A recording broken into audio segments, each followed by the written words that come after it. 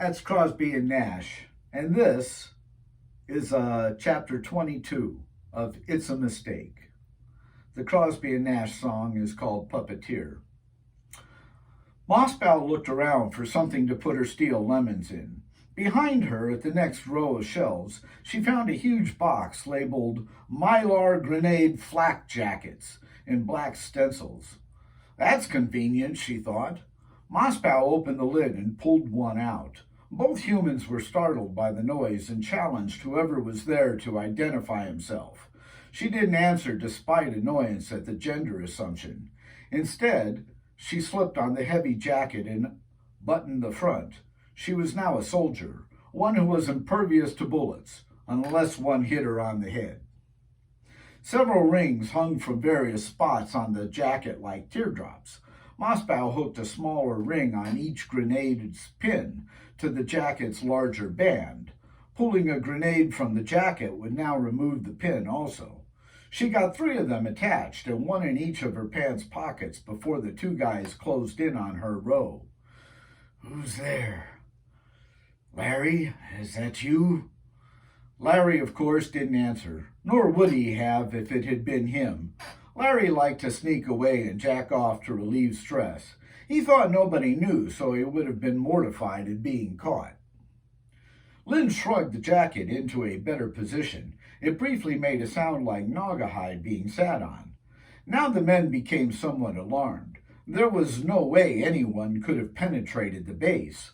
Lloyd remembered that James Bond had been killed off after exhausted patrons stopped buying tickets. Yet that now seemed a possibility. Lloyd drew a weapon from under his arm and held it pointed toward the ceiling, both hands on the stock. "I have a gun, and you can't get away, so come out now." Mossbow decided now was as good a time as any, so obeyed the order. She casually stepped out of the aisle, held up a grenade, and pulled the pin. "And I have this. Harm me and you're collateral damage." "Where's your weapon?" She shot Larry a look, who had just come back into sight. Larry only carried his backpack, though. I don't have one. I'm not an agent." "No matter." Mossbow looked back at the one carrying the gun. "Unless you can run really fast, you should toss that away." Lloyd wished he could see into her eyes, determine if she was afraid, but a dark shadow fortuitously hid everything above her mouth. "Go on, do it before my hand gets tired." "Damn," he thought. What he said was, all right. He gently replaced the hammer, set the gun on the floor, and pushed it toward her with his foot. "Good. Now take me to the guy you brought in here with you." She bent down to pick up the gun without looking away from them. Despite the Karos war, Lloyd had never seen an actual alien until his agents brought in Pana. From her antennae, which moved in worm-like fashion to read slight movements of air, he deduced this was his lucky night. He also got a brief glimpse of her eyes, but saw resolve, not fear. They glanced at each other and then looked back at her. She had stood back up, and her face was, once again, eclipsed. Larry was about to say nobody had come in with them when Lloyd ventured a guess. The other alien." Mossbow looked curiously at them. "There's no need to be bigoted. He's a guy, just like you two." Larry knew Lloyd would never apologize, but one was in order to protect the military's reputation. Everyone was very sensitive these days. Sorry, he didn't mean to be offensive. It's not our government's policy to discriminate against—" "Shut the fuck up!" Mossbow suddenly yelled. "Your government's a pain in the galactic black hole. Now take me to wherever it is you have him." "Okay, miss," said the ex-gunslinger. "Just don't let go of that handle. Those things are old, too, so don't shake it around." Lynn swallowed hard. She didn't know about that, but didn't lose her nerve. "Never you mind what I do. Let's go." The two guys turned and headed for the big open doors, but she stopped them. No, no, too much activity that way. Use that side door. Go out there, through there, and don't try to get help. It'll just get more beings killed. Lloyd frowned at Larry. Okay. You're in charge. She stepped back into the road to let them pass and fell in a safe distance behind them. Much of the walk was visible from the road, but nobody paid any attention to them, except one driver of a huge crab-like vehicle who looked over and thought it strange that one walked so far behind the other two. He couldn't make out details of them in the twilight, but by glancing at his watch, did make out time was running short for him. He shrugged and put his attention back on the project. Shortly after being summarily dismissed, Moscow and her captives began a stretch of ground behind two large buildings, sitting end to end, like dashes, which sheltered them from any further observation. They emerged into open view of the diamond upon clearing the end of those buildings. The red metallic framework with wing-like blades had been assembled around the gigantic copper pole. The pole connected above the scaffolding to a beam connecting the two ends, looking like a flat-bottomed U or a horseshoe. Two tapering tines reached upward toward space. What the fuck is that? Lynn asked. She had already become fond of her new word. Lloyd looked left toward the project and spoke over his shoulder. It's an electromagnetic tuning fork. We have two meteorological lows converging on us tonight. That will kick up some very, very strong winds. We expect them around midnight. The winds will drive the vertical wind turbines surrounding the fork. That red structure with silver wings. The disk below them is a subatomic particle generator. It'll produce a huge electromagnetic surge, which will climb up the tuning fork's specially treated skin. Transformers within the base of each tine on top will then assign polarities. Attraction will begin pulling the tines together. At their maximum bend, the polarities will be switched, so they become common, and the tines will quickly snap away from each other. The quiver will produce a very tight-waved electromagnetic vibration that ripples upward, like a gamma ray burst being shot into the inky blackness of space. You shouldn't have told her all that, Lloyd. It's top secret. It doesn't matter, Larry. Not now. Oh, Moscow interjected. I meant the field, though. Hard to tell with that big generator on it, but it's shaped like a diamond. What's that about? It's called a baseball diamond, Lloyd answered with pride. The fork is erected directly over the pitcher's mound. Fitting, don't you think? They then entered a parking lot behind another long building that obstructed their presence from road crews. Lynn remembered Pallett's remark about baseball uniforms. Is this where it had originated? Did King copy the idea from this place? What's baseball? Lynn asked, and why would that be fitting?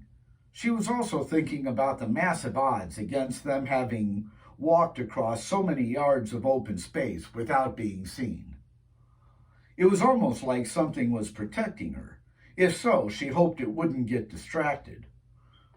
Yeah. It's a game, snorted Larry, and I've used it to symbolize this mission. He had chosen the project's location. As a young man, Larry had played around with being an artist, drawings and painting, but wasn't able to outlast the hungry nights. Through a family friend, he landed a better-paying gig at the Pentagon. Larry's government career had been upwardly mobile, but pretty dull until Ambassador Bouchard commissioned this council project.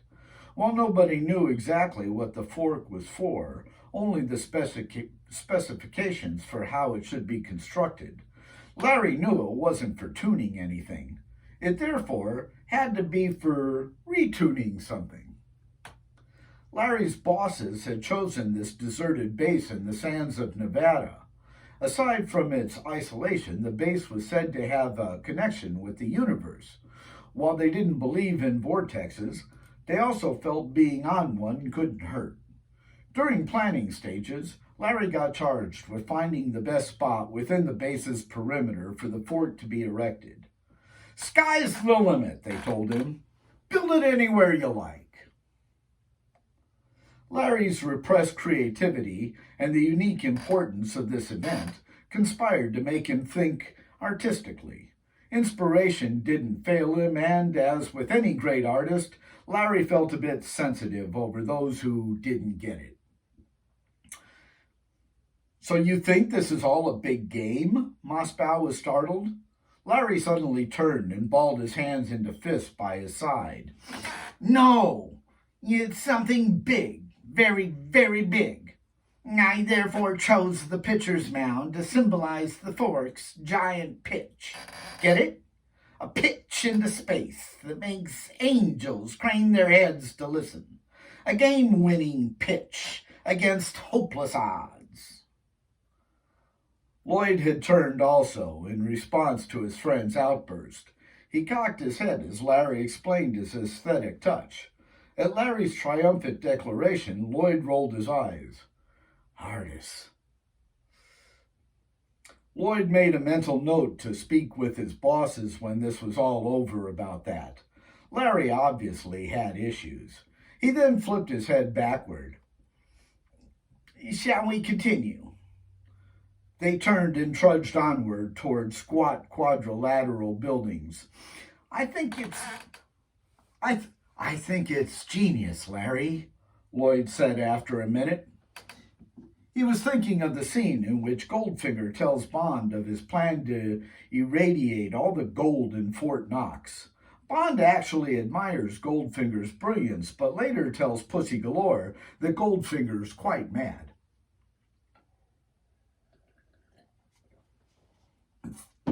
"Thank you, Lloyd," Larry sniffed defensively.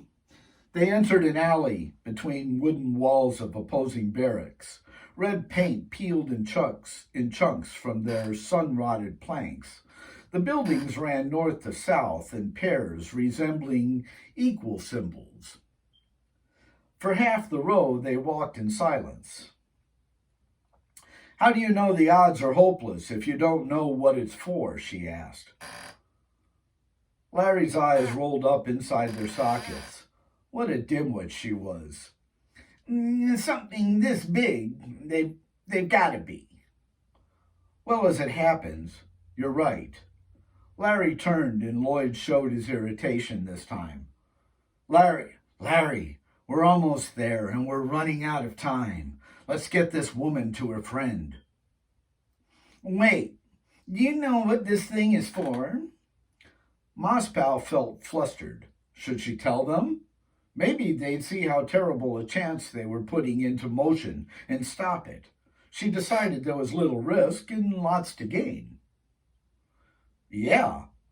What is it with you beings? You people let loose a bunch of nuclear missiles during your war with Karos, and now they're striking populated areas. Over 100,000 beings have died. Died! That magnetic vibration thing might devoice our universe. For a moment, everything will cease to exist. The Council thinks this universal hiccup will destroy all those missiles.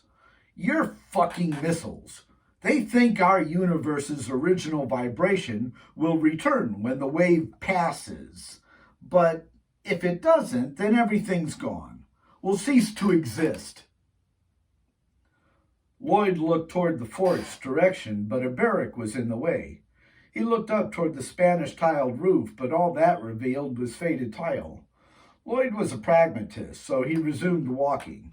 Larry was a follower, so fell in beside him, with Mossbaugh still behind them, and they neared the row's end. Lloyd was first to voice his thoughts. "Wow, that's pretty ambitious," he finally breathed. Larry's eyes widened as a huge grin broke his round face. No, Lloyd, that's art. Lloyd looked down at him and laughed. Maybe Larry wasn't so unhinged after all. I guess so. We're almost there, little lady. Is he in one of these? She eyed the barracks disdainfully. No. They emerged from between the barracks only yards away from a parking area. Your friend is in there. A long white edifice sat lengthwise along the lot. Lloyd pointed toward the building. In our operations building. Take me in there, and he'd better be all right. She held aloft the grenade that had grown cumbersome in her hand. Her digits ached from holding down the pin, and she longed to get rid of it. Heat was making her hands sweaty and her mind fuzzy. They entered a nicely appointed foyer. Steady flows of cold air washed pleasantly over her from ceiling vents. The humans obviously thought this felt good too, since their heads went back to catch the breeze. Larry went so far as to sigh. Lloyd opened a door at the far end and preceded Lynn through it. He then turned right into a very long hallway while saying, "This way." Doors on both sides opened and onto deserted offices. Carpeting kept their steps from echoing within the corridor. Moscow was struck by how many doors there were. About halfway down the hall, Lloyd stopped at one marked Medical Room. Lloyd touched a few digits on a control pad and the door opened. Pana looked up, his naked body still strapped down. Lynn's eyes widened upon seeing him and she ran inside. "You two have fun," Lloyd said behind her. Pana recognized his loathsome voice. Lloyd returned his glare with a wink and grin. "Apparently, tonight might not go well, so make it count." Moscow tossed the grenade out just before the door slammed shut. They heard it lock, but because the room was soundproofed, didn't hear Larry scream. Once again, they were together and alone. Thank you, and we'll see you in chapter 23.